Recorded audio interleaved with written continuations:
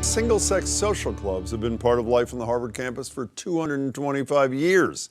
Many of these groups are seen as symbols of money, privilege, and power, and whether that's good or bad depends on who you talk to. Some of them are all men, some all women, but everyone is affected by new rules at Harvard that ban any members of single-sex clubs from holding leadership positions on campus and forget about recommendations for those prestigious scholarships. To be clear, these groups are likely legal as long as they don't receive public funding, but should it ever be okay, whether it's a campus group or a health club, to exclude men or women? Joining me now are Reverend Irene Monroe, a minister who studied at Wellesley, Columbia, and Harvard Divinity School. Nice to see you. Harvey Silverglate, an attorney, Harvard Law grad, and co-founder of the Foundation for Individual Rights in Education. Good to see you, Harvey. And Shira Springer is a sports reporter for the Boston Globe and Harvard grad as well. Shira, nice to see you. Good to be here. You think what Harvard did is a good idea. Why? I do, absolutely, because what it does is that by sort of dismantling a lot of those sort of elite clubs, you develop community cohesion. And one of the problems that I experienced, certainly when I was a student at Harvard, was that there's this insider and outsider, and you don't know if it's what the reason might be. So single-sex things are a bad idea? So, I have a friend who went to Wellesley, by the way. You went to Wellesley. I went to Wellesley, that's right. Right. Yeah. But they're a response because of male-dominant kind of clubs that exclude women. So don't shut down the all women's clubs at Harvard. Only shut down the all men's clubs? I'm not saying that, but I'm saying that as long as we maintain the type of status quo that we have, I think indeed we should shut it down. Harvey, 47% of undergrads at Harvard report that they experience, who went to these final clubs, report they experience non-consensual consensual sexual contact. A task force at Harvard said these clubs are deeply misogynistic. They have deeply misogynistic attitudes. So attempting to address a sexual assault problem and a discrimination problem is not okay with you? It is not okay when it deals with, when the form it takes is micromanagement of life outside the campus. What does that mean? If they want, first of all, the real sexual assault problem is in the dormitories. That's Harvard, number one, but these are number two, they say. Harvard hasn't dealt with number one. It has jurisdiction over number one because it's on the campus. It does not have jurisdiction of something that's off campus, totally private, and none of Harvard's business.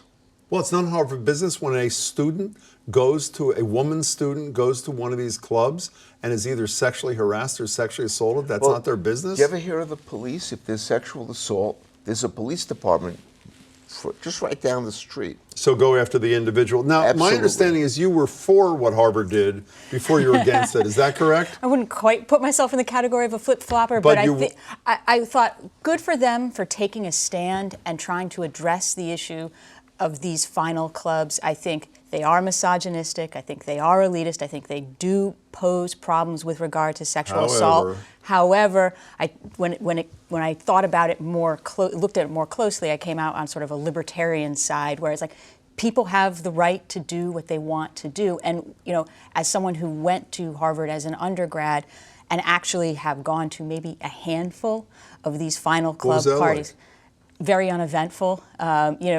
Personally, didn't feel very comfortable there. Maybe spent 10 minutes there, with a group of female friends and said, you know what, let's go somewhere else. Why didn't you feel comfortable there? It was an atmosphere for guys. It was a lot of guys, a lot of drinking. And a certain class, too. I mean, I think that's why we had a couple of years ago this project called I Too Am Harvard. It's this whole notion of who are the insider and outsiders. I will say this, I did not experience the certain class issue. Maybe I just didn't hang around long enough. I just felt, it wasn't a fun atmosphere to be in. But I think, what I worry about with this is sort of the repercussions, the slippery slope that Harvard might go down when you start dictating or sanctioning students for what clubs they belong to, especially when those clubs are not affiliated or unofficial. What's the slope? What's the next step Well, first that you're of all, worried about? Included in the sanctions are sororities and fraternities, and if you paid attention to some of the protests that were going on in Harvard Yard, you saw that female students, members of sororities, were protesting because they felt that they needed a safe place, an all-female place to associate. In part in reaction to these clubs. In part in reaction to this, but I'm wondering, where does it end? if a student associates with a political organization whose values the Harvard community doesn't agree with, do they then have a right to sanction those students? How far can But see, I Harvard think You're the only, that can I it's stay on reach? that topic for a second? You wrote this fabulous book, co-wrote Shadow University, about cracking down on speech on college. You don't think Harvard University would go down that slope, do Oh, you? it's already gone down that On slope. crack down on an organization because of its political views? It is cracking down on a social segment that it doesn't, of society that it doesn't like. The deans would like to see those clubs go away. They don't have any jurisdiction over the clubs, but what they are doing is they're forcing their students to not join these organizations, and they're going to seek to dismember them that way. It's an indirect way of micromanaging student life off the campus. It's part of a long-term trend toward micromanagement of student Well, life. I want to stay on by micromanagement just for a administrators. second. And you talked about the culture of the clubs, and you said it was not like a sexually assaultive culture. But let me get back to I mean, what you first of said. all, also women barely get past the front door. There, at least the clubs where I went to, there are areas that are sort of restricted where men and women can Understood. commingle. But let me just say, so forget the individual, call 911, call the cops and arrest that individual. What happens if there's no crime as such, but there's an environment which is just threatening to women, which is, I assume, one of That's the right. things that concerns you? What, do you arrest everybody at the club, No. everybody at the fraternity? If there's a threatening environment, women shouldn't go in there. I mean, it's really simple. It's on them not to go in This there? is a free society, Jim, and people can go or not go wherever they want. You can't treat adults like children. Are all women's settings appropriate anywhere? Can there be a women's health club? Can there be women's organizations where they say they feel safe, they Or how can about bond? all men's organizations that aren't involving around partying and drinking? I mean, what if are groups for, let's say, men who are victims of sexual abuse? Fine. You know, right. What's the I think answer to that? That's Are those important. single-sex organizations, or are all single-sex organizations bad? There are lots of, no, they're certainly not bad, but it doesn't matter whether you or I think they're bad. That isn't the point. It's a free society. Freedom of association is fundamental, and people can just associate with whom they want. I don't see what's wrong with it. I did not join a fraternity when I was in college, or an eating club when I was in college.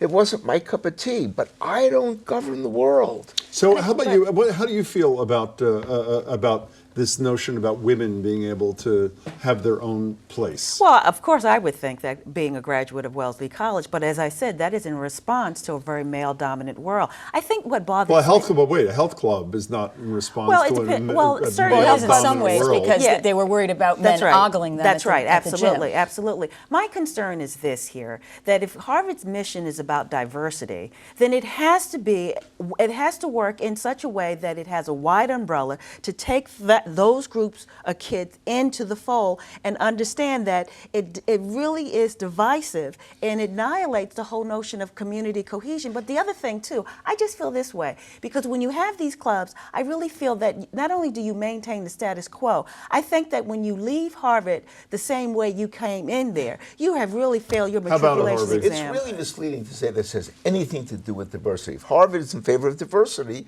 it can exercise its power to admit students who would make a diverse class. That's Harvard's contribution to Well, diversity. the good news you're in, Yes. but the bad news is you can't go certain places. That's right. So there are all But these are kinds of unofficial. places These you are can't not go to. affiliated with. I mean, that's part of it, though. I think part of the thing is these are not affiliated, and in some ways, I think we're giving the final clubs an awful lot of power.